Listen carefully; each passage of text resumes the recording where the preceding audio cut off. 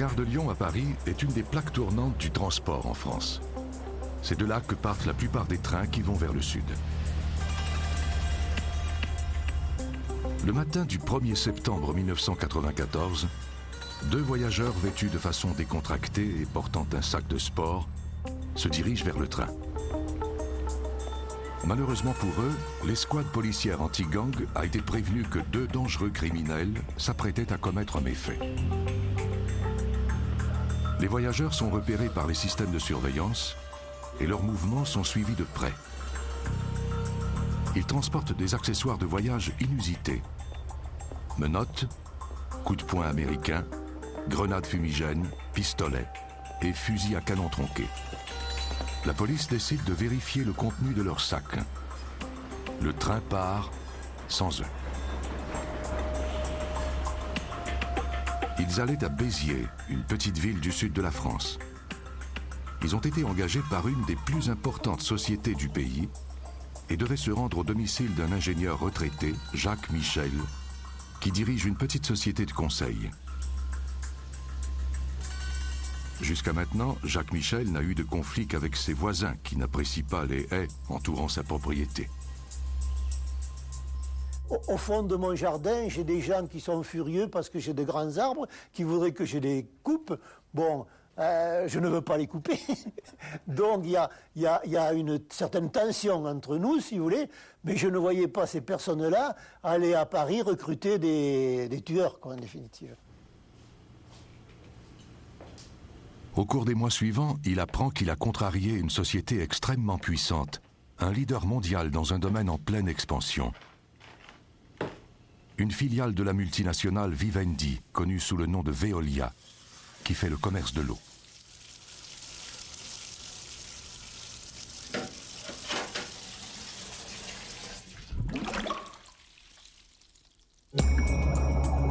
L'eau, source de vie et de renouveau.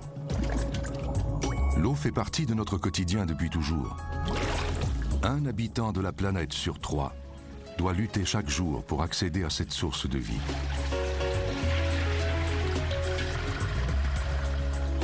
Dans 20 ans, l'eau sera devenue un sujet d'inquiétude pour 4 milliards de personnes. Voici l'histoire d'une stratégie d'entreprise pour contrôler l'eau de la planète.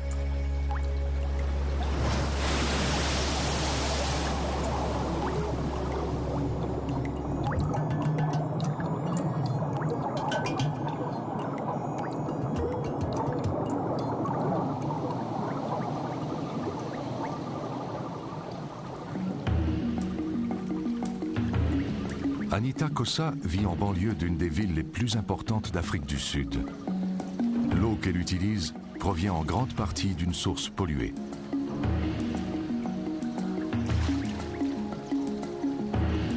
Aucune conduite d'eau ne se rend jusqu'à sa maison. Et si un jour il y en a une, elle sera accompagnée d'une facture, ce qui causera des problèmes à Anita. J'ai déjà de la difficulté à nourrir mes enfants. Je ne sais vraiment pas ce que je vais faire.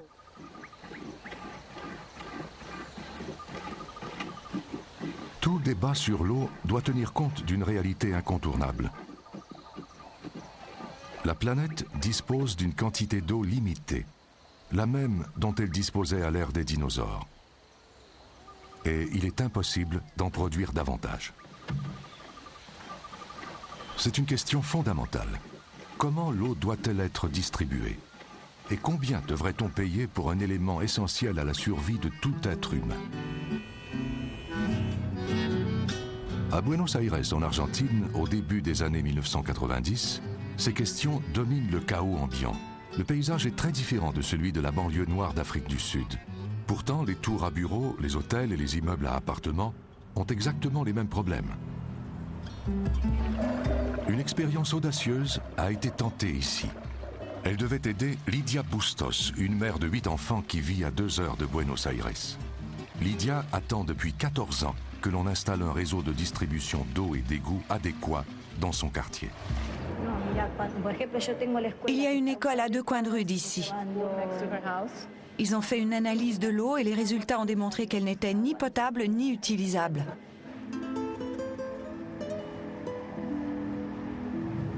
La moitié des 9 millions de personnes entassées dans les quartiers pauvres entourant Buenos Aires n'avaient pas de raccordement d'eau. Les 2 tiers n'avaient pas de système d'évacuation des eaux usées. La solution résidait dans une nouvelle proposition mise de l'avant par la Banque mondiale. Jamal Saghir nous en parle.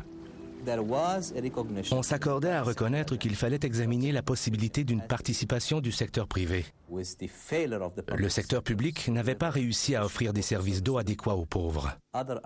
Il fallait trouver une alternative et le secteur privé était une des solutions proposées. Popular capitalism is nothing less than a crusade to enfranchise the many in the economic life of the nation. Margaret Thatcher a été chimiste avant de devenir Premier ministre de la Grande-Bretagne. Au cours des années 1980, les banquiers et les gens d'affaires sont fascinés par la dernière expérience de la Dame de Fer qui transforme les services publics en sociétés privées. Le marché peut désormais fixer le coût de l'eau. The water privatization, I believe, will go very successfully indeed. That will go very successfully indeed.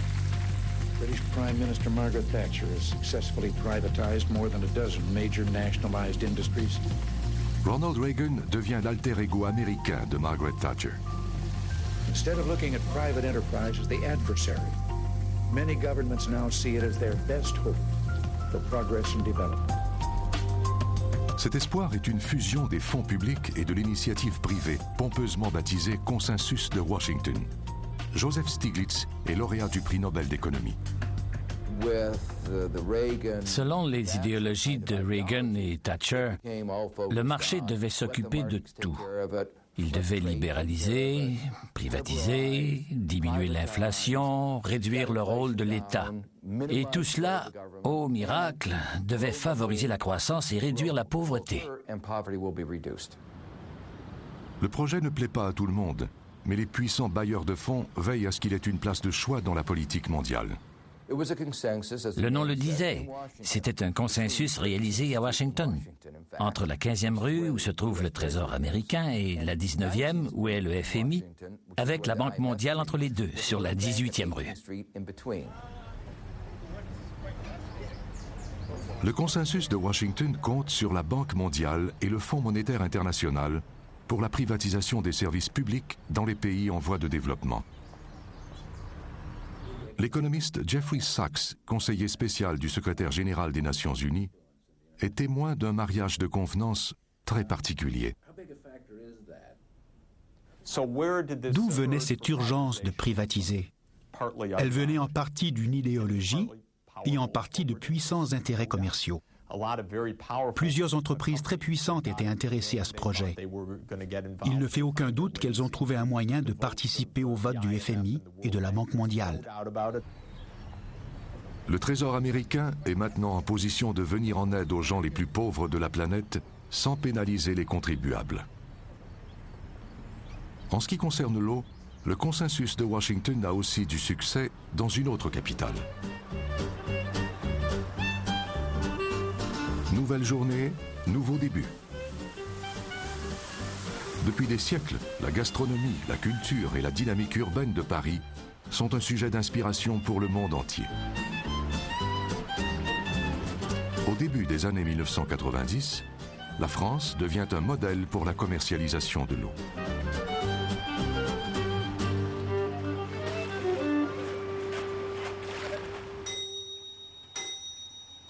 Ce modèle a des antécédents historiques. La Générale des Eaux a vendu pour la première fois de l'eau en France sous Napoléon. Antoine Frérot est directeur général de Veolia. Nous avons 150 ans d'expérience.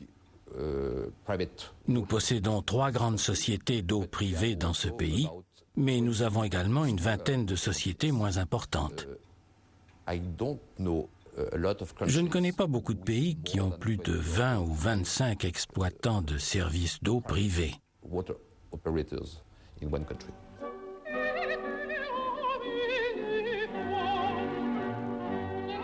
Cette vidéo faisant la promotion de Veolia est présentée par le consensus de Washington. L'eau de la France aspire désormais à la même consécration que son vin.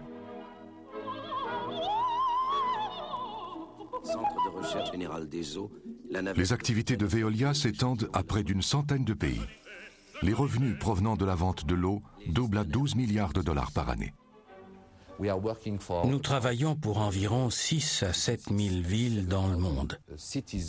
Nous avons une vaste expérience et nous sommes en mesure de proposer à chaque ville de la planète plusieurs façons très efficaces de gérer l'eau ou les eaux usées.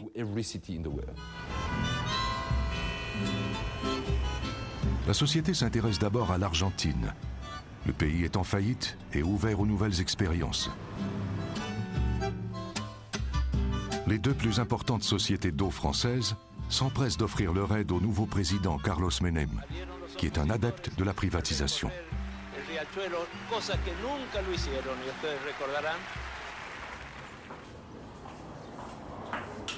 Karina Forcinito est économiste, mais sa connaissance pratique des conséquences de la privatisation dépasse de loin ce qu'elle a appris à l'université. Son gaz, son électricité, son service postal et l'eau qu'elle utilise pour son maté du petit déjeuner proviennent tous de sociétés privées.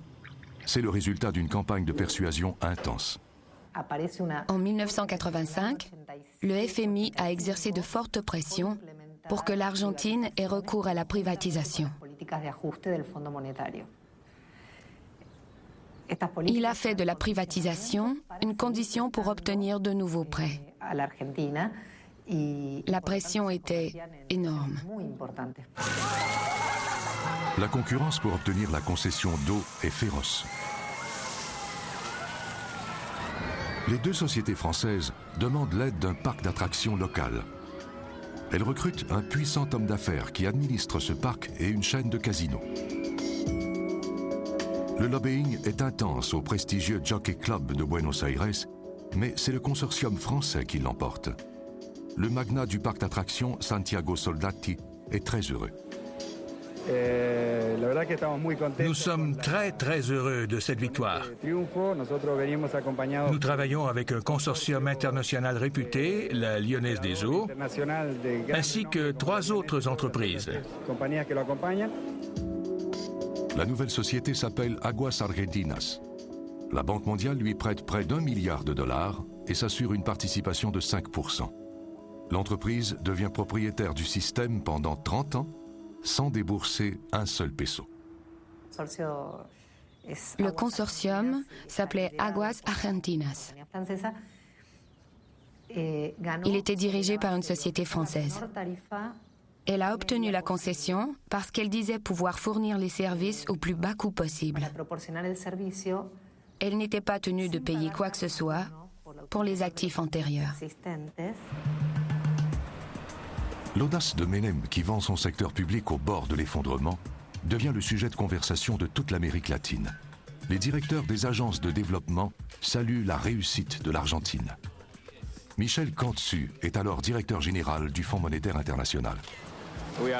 Nous sommes très heureux de constater que l'Argentine récolte le fruit de ses efforts. Les gens du secteur privé venaient et disaient « Nous aimerions investir, nous avons beaucoup d'argent, c'est pour cela que nous sommes ici. » Aguas Argentinas devient un modèle de privatisation dynamique pour le monde entier. On attribue à un personnage controversé le mérite d'avoir mené à bien ce contrat. Jérôme Monod, alors directeur du groupe Suez, préfère les coulisses aux projecteurs. Avant de s'intéresser à l'eau, il a été proche conseiller du président français Jacques Chirac. Au cours des mois précédant l'attribution du contrat, l'ambassade française se met à la disposition de Monod et de son consortium, même si dans son pays, Monod est impliqué dans un scandale. Son entreprise est accusée d'avoir versé un pot de vin au maire de Grenoble pour pouvoir privatiser l'eau de la ville. Moins d'1 an après avoir accordé au consortium le prestigieux contrat, Menem est invité en France, où il est accueilli avec tous les honneurs. Mais une fois les cérémonies terminées, il est convoqué à une rencontre avec le spécialiste des coulisses. Jérôme Monod l'informe que son consortium n'obtient pas de résultats satisfaisants en Argentine et que les conditions du contrat doivent être renégociées. Une privatisation très typique, selon Joseph Stiglitz, lauréat du prix Nobel d'économie. La concurrence pour obtenir la concession est très forte. C'est une chaude lutte. Puis, ils découvrent qu'ils commencent à perdre de l'argent. Que font-ils? Ils s'adressent à leur gouvernement, en l'occurrence le gouvernement français. Et celui-ci exerce des pressions sur le gouvernement du pays en voie de développement pour renégocier le contrat. Entre-temps, la société tient le gouvernement à sa merci, car si la société se retire, qui fournira l'eau? De retour en Argentine, le gouvernement Menem augmente les tarifs. La décision est contestée, ce qui donne lieu à une révision. Menem confie cette révision à la ministre des Eaux et de l'Environnement. Maria Julia Alzogaray est à la fois politicienne, pin-up et prima donna. Elle a accordé les hausses de tarifs et ne semble pas troublée par les turbulences qui secouent la politique argentine. Elle transmet le message aux Nations Unies. In recent years, Argentina has been very conspicuous for being a leader in privatizing the whole public sector. It was a very easy task. L'augmentation des tarifs permet au magnat du parc d'attractions Santiago Soldati de vendre ses intérêts à Suez et d'encaisser 150 millions de dollars pour un investissement de 50 millions. La vente de l'eau à des fins lucratives est maintenant officialisée en Argentine.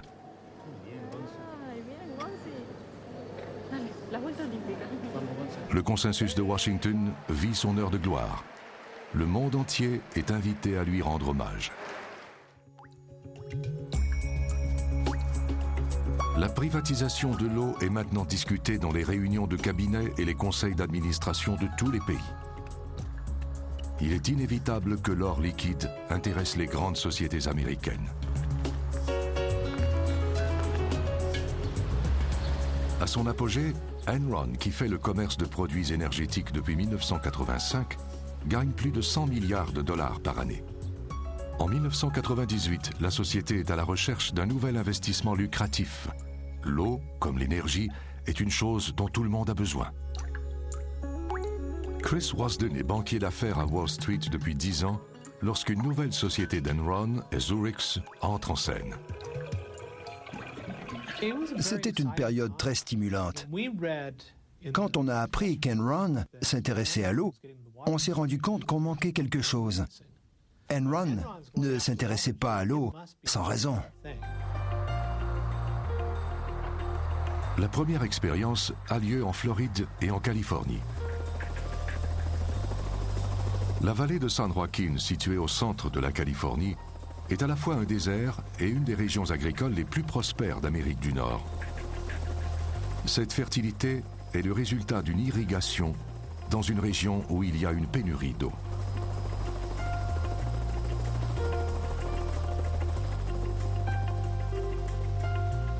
Oakhurst, qui date de la ruée vers l'or en Californie au milieu du 19e siècle, est situé au-dessus de la vallée, dans les montagnes de la Sierra Nevada. Cet endroit est aujourd'hui un centre de villégiature et de retraite idyllique. Sauf qu'il n'y a plus d'eau. Pour plusieurs résidents, l'eau est maintenant aussi rare que l'or, ce qui explique l'activité qui règne dans certains commerces de la région.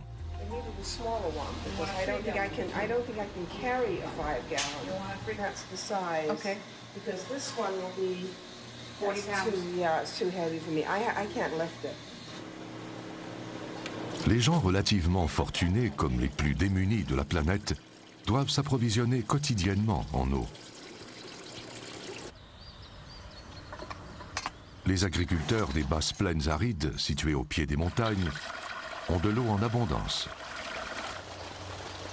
La Californie irrigue 365 millions d'ars de terres agricoles grâce à un vaste système de rivières et de canaux. Dennis Prosperi cultive les amandes et le raisin, et l'irrigation d'un désert ne lui pose aucun problème.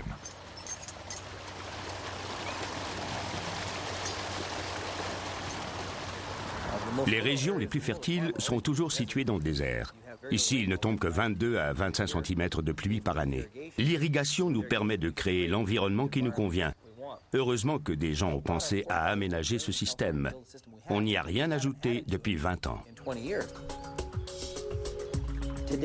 Aujourd'hui, cela pourrait se produire si une grande quantité d'eau était requise. Il est impossible de construire 500 000 maisons dans une région où il n'y a pas d'eau. La filiale d'Enron, Zurich, va changer tout cela en lançant le commerce de l'eau sur Internet. Water2Water.com est une création de Zurich.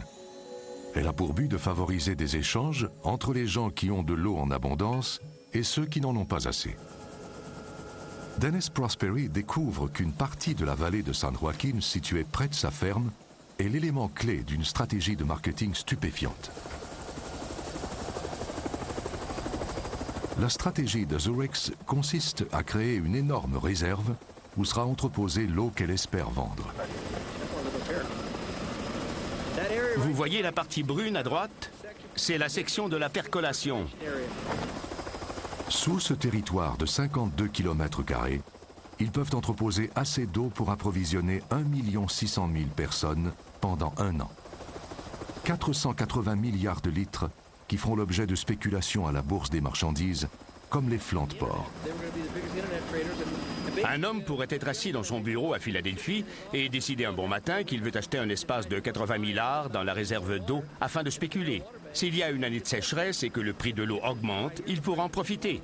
C'est comme la Chambre de commerce de Chicago pour l'eau.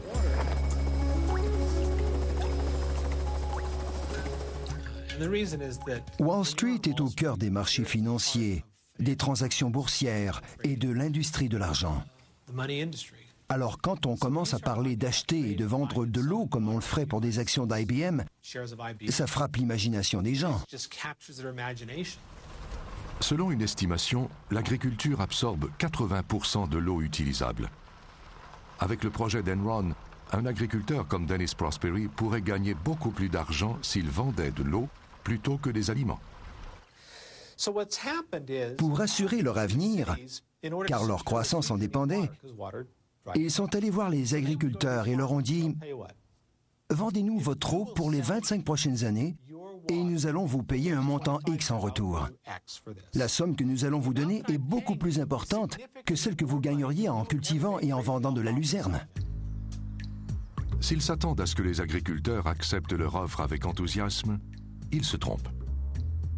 Les gens de la région entreprennent une campagne pour s'opposer au projet. Ils ne font pas confiance aux spéculateurs. Enron a un problème, mais ce problème ne lui semble pas très grave. Une rencontre avec les agriculteurs les convaincra sûrement. J'ai reçu un appel un soir vers 20 ou 21 heures. Quelqu'un dit « Nous sommes à Los Angeles. Est-ce que nous pouvons aller vous voir ?» Les dirigeants de l'entreprise arrivent à l'aéroport de Fresno, anticipant une rencontre brève et fructueuse. Ce n'est pas la première fois que les gens d'une région s'opposent à eux. Mais cette fois, une surprise les attend. Quand ils allaient dans une région, ils se faisaient généralement accompagner d'un banquier ou d'une personne influente, et ils finissaient toujours par obtenir ce qu'ils voulaient. C'était la première fois qu'ils se retrouvaient dans ce genre de situation. J'ai expliqué à Enron que cette fois, ça ne fonctionnerait pas. Cet échec, ainsi que d'autres infortunes survenues ailleurs, coûteront près d'1 milliard de dollars à Enron, ce qui contribuera à faire basculer l'empire chancelant et compromettra l'avenir du commerce de l'eau en Amérique. L'autre jour, un dirigeant d'entreprise est venu me voir. Il m'a dit qu'il était appuyé par une famille de milliardaires de New York. Ces gens venaient de lire un rapport de la Banque mondiale sur la situation de l'industrie de l'eau. Il disait qu'il y aurait des problèmes d'ici 2015, qu'une crise était imminente et qu'il fallait réagir. Il m'a dit, ces gens sont des investisseurs très avisés et ils croient qu'il faut actuellement investir dans l'eau. Vous avez travaillé pour une importante société, vous connaissez la situation mondiale, qu'en pensez-vous? J'ai répondu, je ne toucherai jamais à ce genre de choses. Personne n'est intéressé à ce que quelqu'un fasse de l'argent avec l'eau. Entre-temps, l'Argentine perd patience. Au cœur de Buenos Aires vivait jadis l'aristocratie d'un pays qui faisait l'envie de l'Amérique latine. Des généraux ont dirigé ce pays avant qu'il ne soit repris par des chefs d'industrie. Le consensus de Washington est né ici et sera enterré ici. Si on devait lui ériger un monument, ce serait probablement près de la tombe d'Eva Perón, Evita, une femme qui, il y a 60 ans, a été associée à une autre expérience qui allait mettre ce pays sur la voie de la ruine. Mais qu'en est-il de la privatisation de l'eau? Ironiquement, la société a fait de nouveaux raccordements et elle a empiré la situation.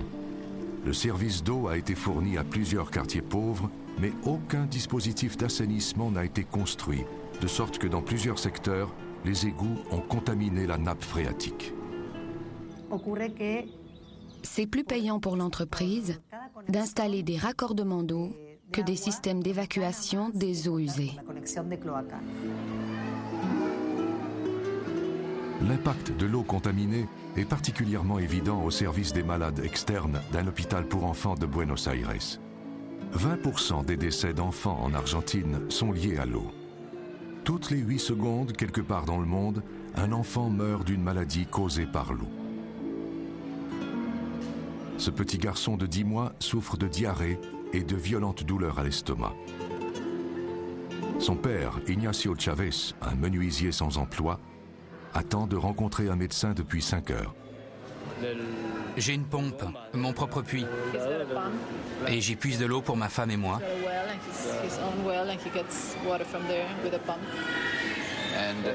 Mais j'achète de l'eau minérale pour mon bébé.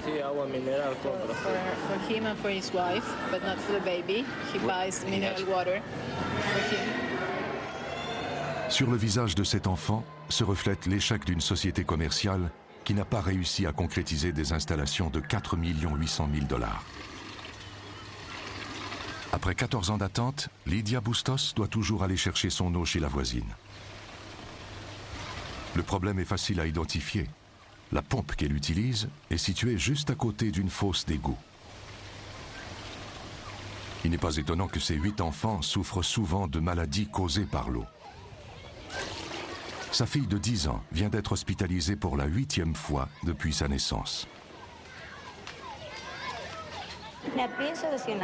Ils ont parfois des problèmes de peau.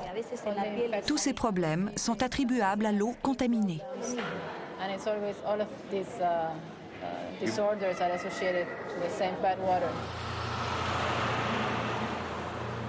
Après toutes ces années de promesses non tenues, le gouvernement songe à reprendre en main la société privée de gestion de l'eau, Aguas Argentinas. Comme l'environnement urbain, Aguas Argentinas a de graves problèmes. Le directeur du service de contrôle de l'eau du pays, Miguel Saig. Il y a défaut de paiement. Le remboursement de leur dette est minimal. La Banque mondiale, la Banque internationale de développement et la Banque européenne n'exigent pas qu'ils paient. Mais ils ne respectent pas leurs obligations. À l'heure actuelle, il y a d'énormes difficultés. Nous discutons actuellement de la pertinence de conserver cette concession. Vers la fin des années 1990, l'Argentine vit dans la frustration. Elle a suivi la recommandation du consensus de Washington. Elle a presque tout privatisé dans l'espoir de connaître la prospérité, et elle ne récolte que colère et ruine.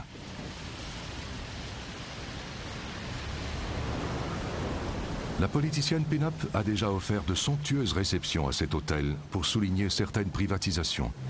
Este vestido tiene como 6 años. No, sí, es la cábala. Maria Julia Alzogaray vit maintenant dans un décor très différent. L'ancienne ministre de l'Environnement est emprisonnée après avoir été accusée de fraude. Le procureur fédéral Eamon Mouyin a démontré que les revenus légitimes d'Alzogaray ne pouvaient justifier son train de vie extravagant. Et s'il n'en tient qu'à lui, d'autres politiciens subiront le même sort. Les entreprises responsables du pétrole, de l'aviation, de l'eau, du téléphone, du gaz et de l'électricité étaient généralement des services publics et appartenaient à l'État. Sous le gouvernement Menem, tous ces services et ces sociétés d'État ont été privatisés. Et pendant le processus de privatisation, il y eut des soupçons et des allégations de corruption.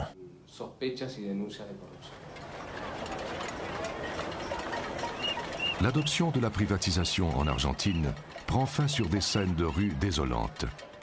Les citoyens en sont réduits à taper sur des casseroles et à crier vengeance.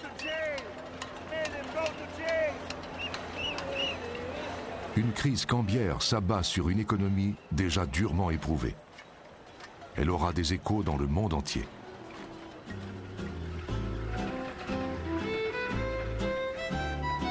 Même en France, on commence à se demander si l'eau ne devrait pas devenir un service public. La ville de Grenoble a été la scène d'un scandale de corruption au cours des années 1990. Le tribunal a statué que Suez avait versé un pot de vin au maire pour obtenir le contrat d'eau de la ville. Un autre tribunal a jugé que les coûts imposés aux clients étaient excessifs. Le système de gestion de l'eau de Grenoble est enfoui dans la montagne. La municipalité l'a repris en 1999 et le protège jalousement. Raymond Avrillier est le conseiller responsable du dossier.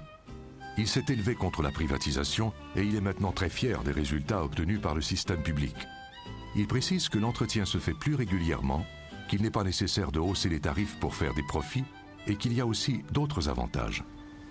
Nous pouvons aussi faire, en tant que service public, des actions auprès des usagers pour qu'ils ne gaspillent pas l'eau. Ce qui est paradoxal, puisque nous ne sommes payés, nous, services de l'eau, uniquement que par la consommation des usagers. Donc si nous étions dans un domaine privé, nous dirions consommer plus, dépenser plus, puisque c'est notre seule ressource. Là, nous sommes amenés à avoir une politique sociale vis-à-vis des usagers. Et enfin, globalement, les prix que nous pratiquons sont 20% moins chers. Grenoble n'est pas le seul endroit où la privatisation de l'eau provoque la colère de la population. Le système de la ville de Castres fait aussi l'objet de discussions. Il est géré par Suez, mais cela va bientôt changer à la suite d'un mouvement de protestation des citoyens. Ils se plaignent, comme bien d'autres, qu'une comptabilité douteuse entraîne une hausse de prix excessive. Selon eux, il existe une solution simple: administrer eux-mêmes le système. Parce qu'on a vu ces méthodes. Et nous ne voulons pas qu'elles restent là et qu'elles continuent à les déployer tout en changeant chaque fois, disons en cachant plus ou moins bien son jeu. Bon. Ensuite, on préfère le retour en régie.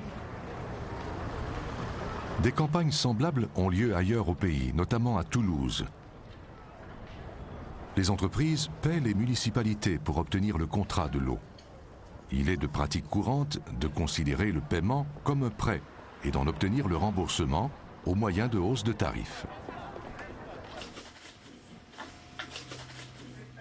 Une artiste de la région, Anne Bouzinac, est passionnée par son art et aussi par son eau. Elle fait campagne pour obtenir une eau de couleurs différentes. Notre but avoué, ici à Toulouse, c'est le retour en régie directe. Le retour en régie directe, parce qu'il faut savoir que les chiffres officiels disent que la régie directe est en moyenne 20% inférieure. Le coût de la régie directe est en moyenne 20% inférieur au coût d'une délégation. Jacques Michel est en bonne partie responsable de la remise en question de la gestion de l'eau en France. Après avoir pris sa retraite de Suez, il a offert aux municipalités de les conseiller pour leur contrat d'eau. Je trouvais que les communes étaient faibles pendant ma carrière à Suez. C'est pendant cette période-là. Bon, et je le dis parce que j'étais en négociation avec les communes pendant cette période. Je passais des contrats avec les communes, je discutais des prix. Souvent, ces personnes-là n'ont pas la capacité, la spécialisation et la capacité technique et financière qu'ont les dirigeants des sociétés privées. Jacques Michel découvre que les sociétés imposent des coûts beaucoup trop élevés et il remet en question leur méthode. Il accuse les grandes sociétés de se comporter comme la mafia. Elles engagent des poursuites pour diffamation, mais à leur grand embarras, les tribunaux décident que cette description correspond à la situation. Le tribunal a reconnu que je pouvais dire qu'il y avait des attitudes relativement mafieuses.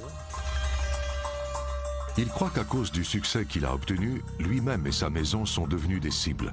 L'affaire prend fin à la gare de Lyon en 1994, lorsque la police française intercepte les 2 voyageurs suspects.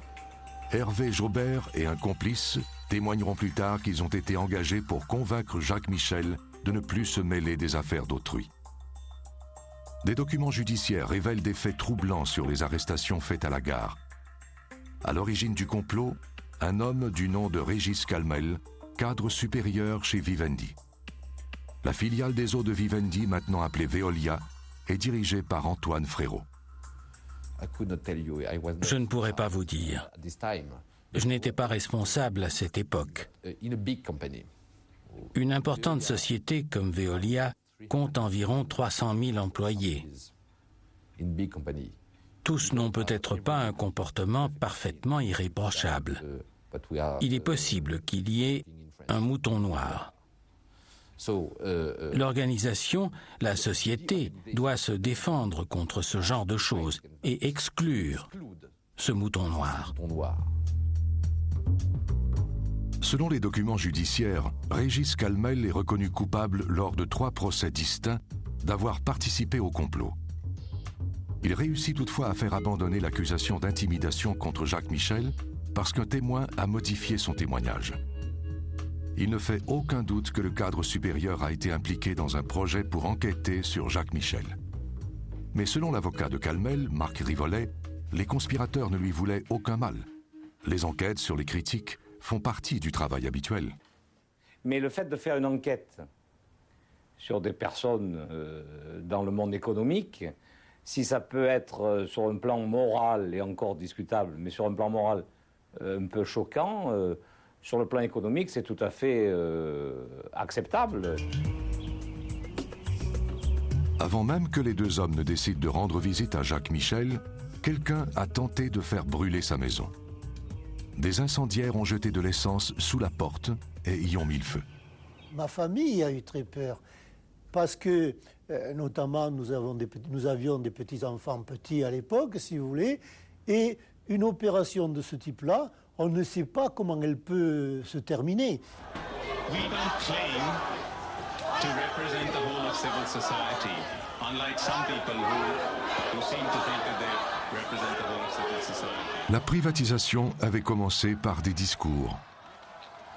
Après plus d'1 décennie de résultats mitigés et souvent décevants, la frustration de la population se transforme en colère.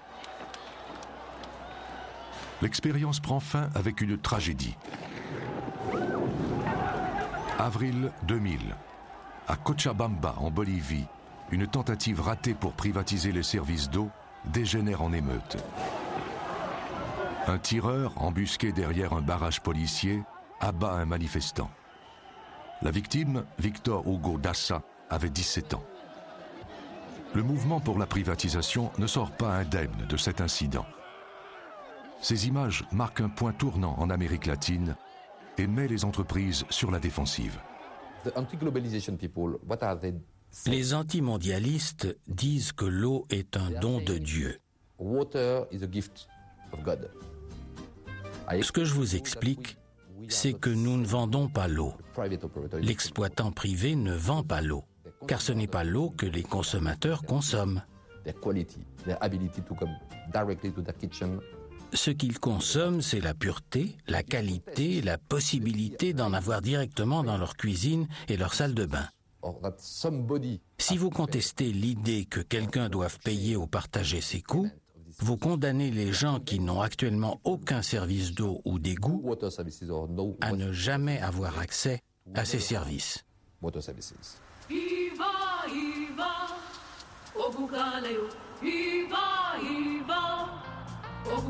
Un début de journée typique à Nelspruit, en Afrique du Sud, à 3 heures de route à l'est de Johannesburg. Dans cette ville blanche et prospère, personne n'a jamais eu à se préoccuper de l'eau.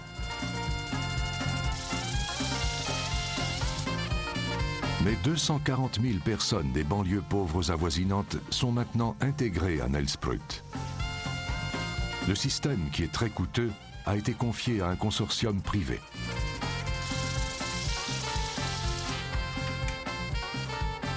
Martin Lys est gestionnaire régional de la Greater Nelspruit Utility Company. Lui et sa famille sont venus de Hollande.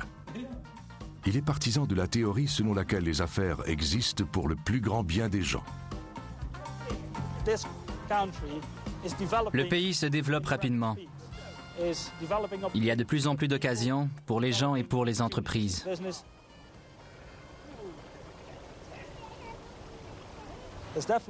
Il y a une pénurie d'eau.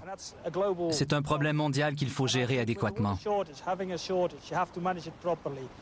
Il existe une façon de gérer ces pénuries tout en offrant un bon service aux gens.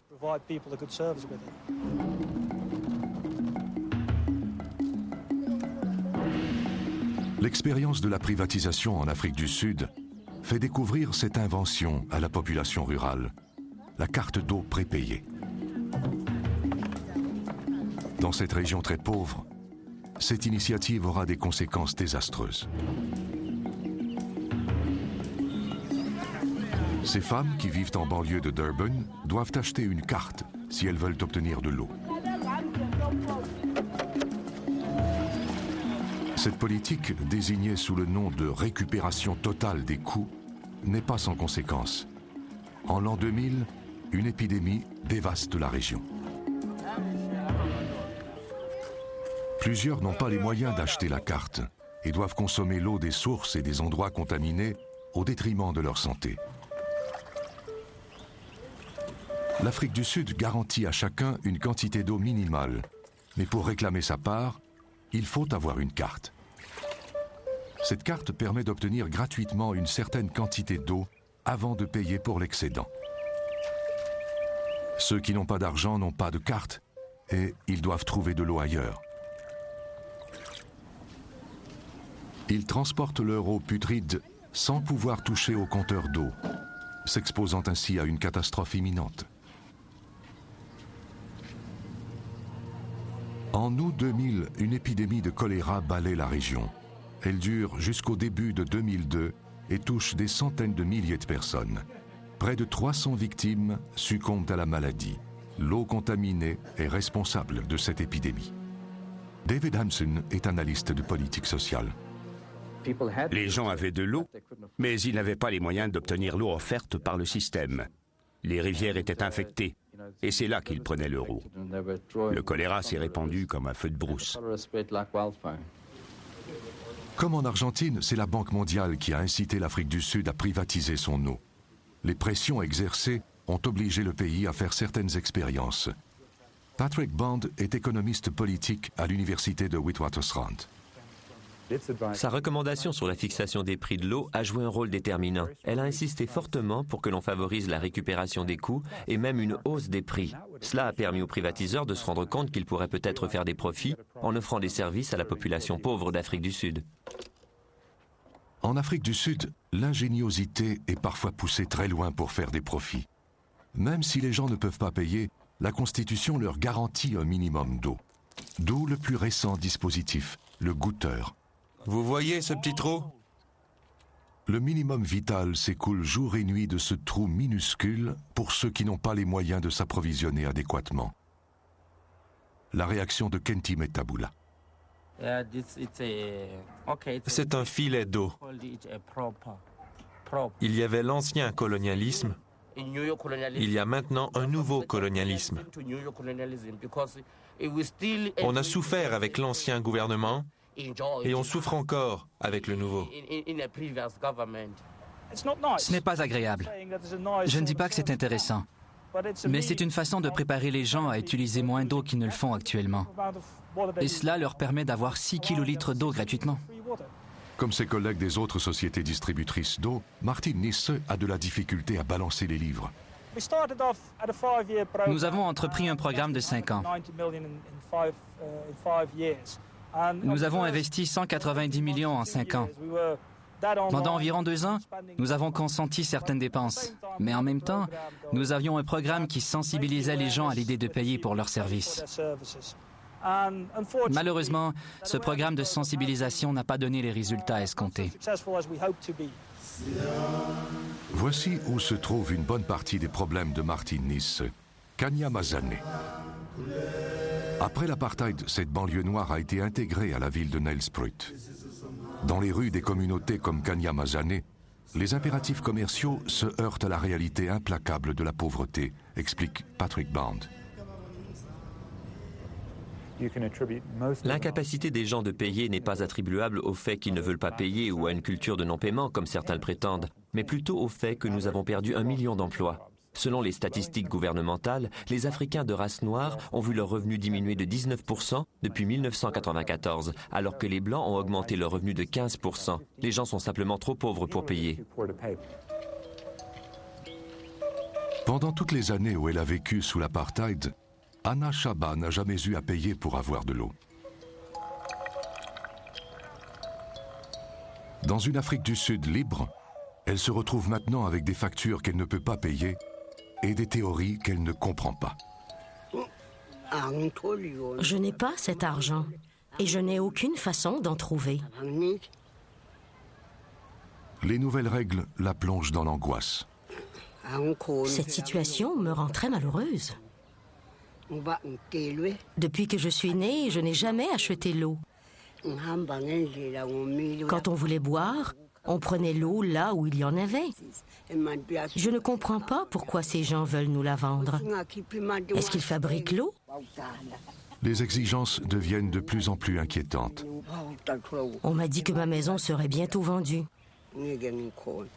Le gouvernement de l'apartheid m'a fait sortir de l'endroit où je vivais et a construit cette maison pour moi. Où croit-il que je vais aller? Le message, c'est que ces gens ne devraient pas attendre aussi longtemps pour payer leurs arriérés.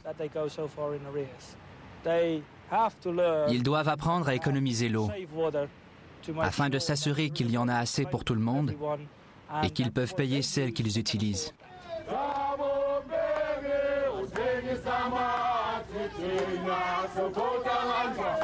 Une manifestation a lieu à Soweto. Le gouvernement tente de trouver un équilibre entre le besoin de faire des profits et la réalité des gens qui sont à la limite de la survie.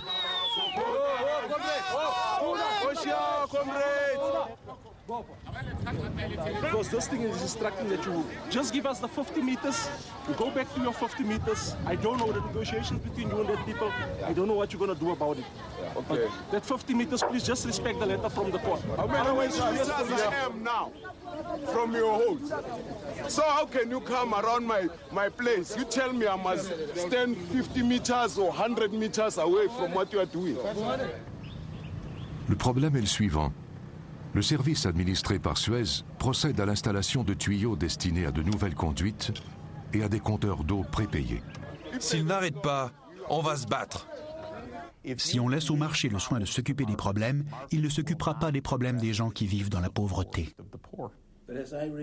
Jeffrey Sachs, conseiller économique des Nations Unies, souligne ce qui aurait dû être une évidence dès le départ. Il y a un malentendu. Même les gens les mieux intentionnés disent que le marché a échoué, puisque les pauvres meurent et que personne ne tient compte de leurs besoins. En réalité, ce n'est pas un échec du marché. Le marché fait ce qu'il doit faire. Il s'occupe des gens qui ont un revenu, pas de ceux qui n'en ont pas. C'est à Soweto qu'est né le mouvement anti-apartheid. La communauté qui est aux prises avec la pauvreté n'a que faire des théories économiques. On lui demande de payer pour avoir de l'eau avant même de l'utiliser, alors qu'elle n'a pas les moyens de le faire. Comment doit-elle réagir? La discussion porte sur la possibilité d'enlever les tuyaux et de refermer les tranchées.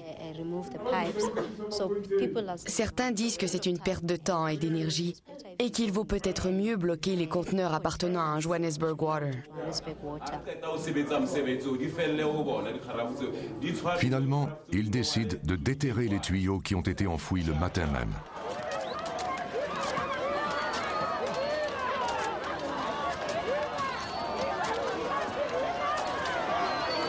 Un sentiment de pouvoir éphémère face aux puissances mondiales.